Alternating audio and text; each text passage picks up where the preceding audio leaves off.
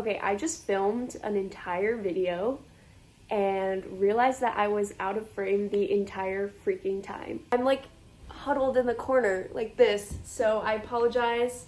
Please disregard. Welcome to this Q&A, get ready with me, life updates, catch up, chatty video. I feel like this is the type of video that I would put on in the background while I was folding laundry or making dinner or also getting ready myself.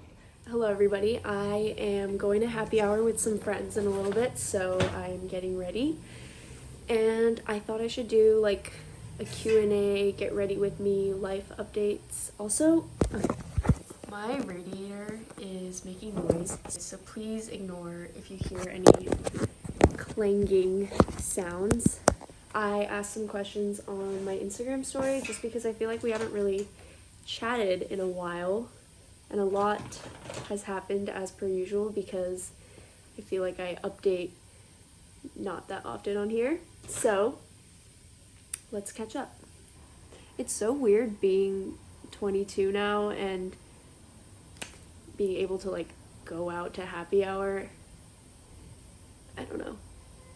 I feel old. I feel decidedly more grown up, which makes a lot of sense. But when I asked for questions, someone submitted and they're like, oh, this isn't a question, but you've come so far since your 2017 move-in vlog for freshman year. And that was really sweet. And also kind of crazy that so many different like iterations of myself have been on the internet. Also, before I get into the questions, I want to thank Ana Luisa for partnering with me on this video. I've done a video with them before. I freaking love their jewelry. I'm wearing the hoops right now. And the funny thing is, twice yesterday, the barista at the coffee shop and then I forget who the other person was, but two people yesterday asked me about my earrings, and they are, I guess, statement-y. Like, they have been garnering attention. But I highly recommend. So I actually had this pair and then I lost them, so I got them again, and I like them because they're slightly different from just like normal hoops, although I really like these too. And then I also got these like dangly ones. I think they're based in Brooklyn, and it's really high quality metal. I have sensitive ears and these don't bother my ears at all, and I also like I shower with them on, which I know you're not supposed to do, but I do it and it's fine. And it's carbon neutral, which I think that's really cool. But I highly recommend Ana Luisa. If there's anyone you love in your life, you want to gift something, it is February. Check out the link in the description.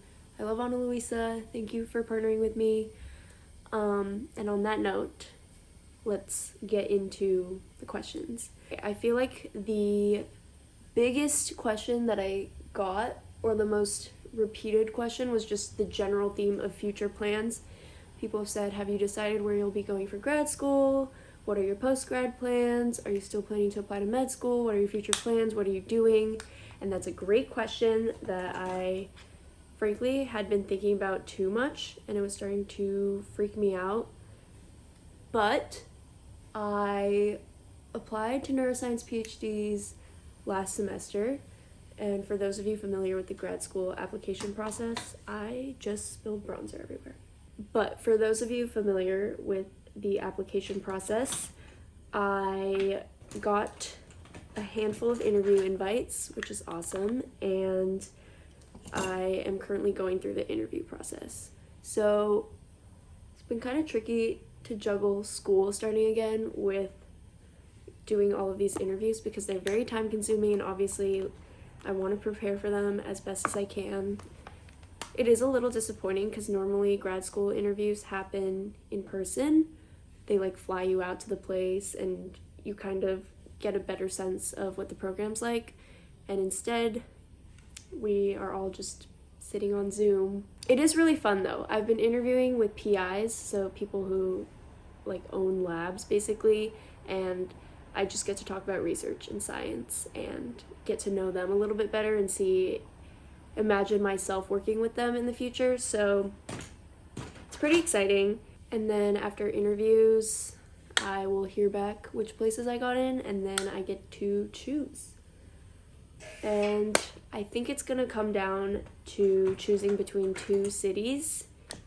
I'm not gonna give too many specifics yet, just because I don't want to jinx anything, and I also don't really know where I'm leaning towards going yet. I'm gonna kind of see how the interviews go and feel out the programs, and I want to talk to current grad students at all the different programs. I just kind of want to see where I would fit in best. So the vague answer to the question is I'm going to grad school to do a PhD in neuroscience, but specifically where, I don't know yet, and I would love to know the answer to that, but that will come in time.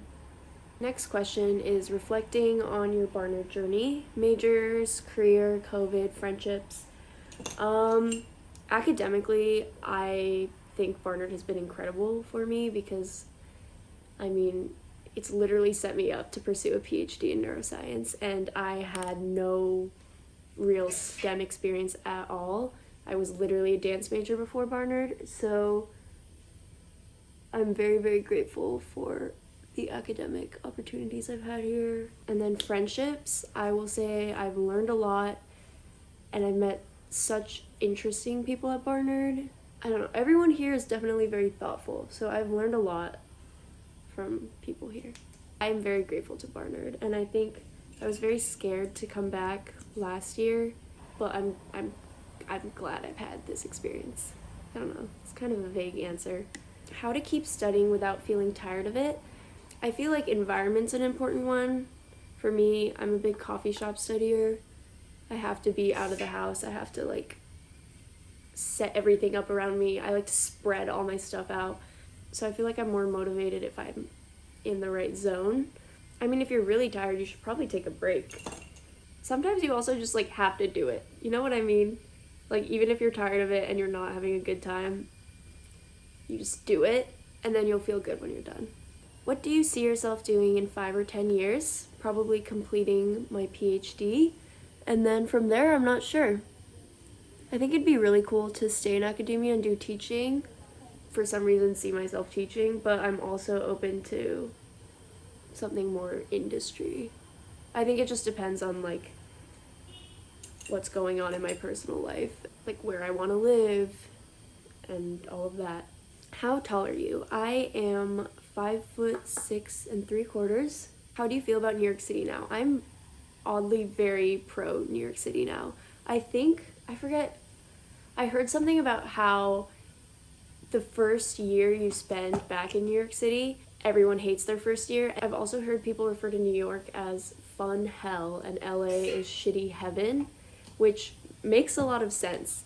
And I'm definitely having fun in New York right now. I think I've just settled into kind of a good groove, at least socially and also with myself, and I don't know, I love my apartment, I love the neighborhood I'm in right now, I love the people that I get to see, and I really love the work I'm doing, so I feel very fulfilled in the different aspects of my life. Do you plan on moving back to Hawaii? And I don't think so.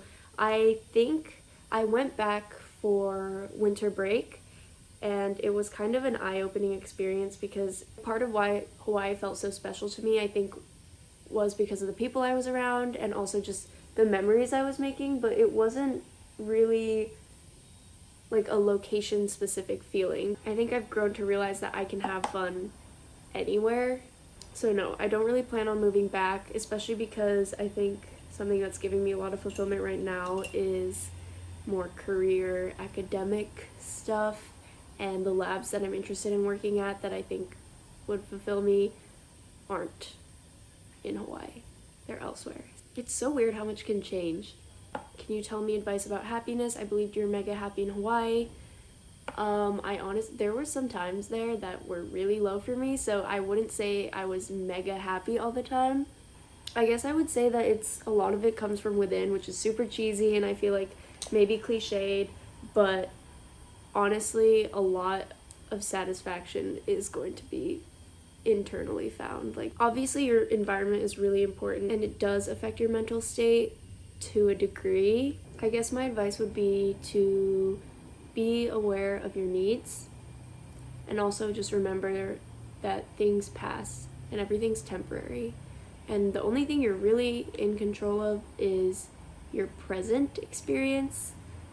I think it was a TikTok that was saying how, like, time, the future and the past don't exist, like, and we perceive time as linear, but really, like, you're never gonna go to the future is coming to you.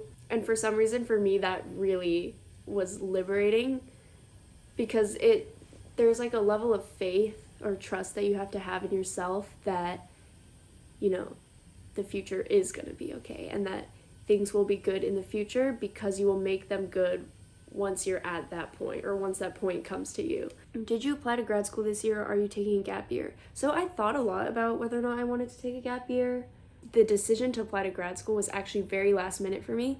I started my applications for like November 7th or something, so a week into November, and applications were due December 1st. So it was a very busy couple of weeks for me, but I decided I didn't want to take a gap year because I know that's what I want to end up doing, and I did spend pretty much all of last year hanging out on the beach, so I don't really feel like I'm ready to work. I'm ready to, like, get going with my career. So question was on relationship attachment style. I think mine is avoidant, but I'm working on it. Best coffee spots in the city. I go to Irving a lot on the Upper West Side. And then I have sentimental attachment to Hungarian Pastry Shop, which is near campus. But if we're talking like quality of espresso, I don't know. I feel like the best coffee shops are in Seattle. And I'm biased, obviously, because that's where I'm from. But I'm partial to Irving just because I've accomplished so much there, which sounds silly, but I filled out my transfer applications there. I wrote a lot of my grad school apps there.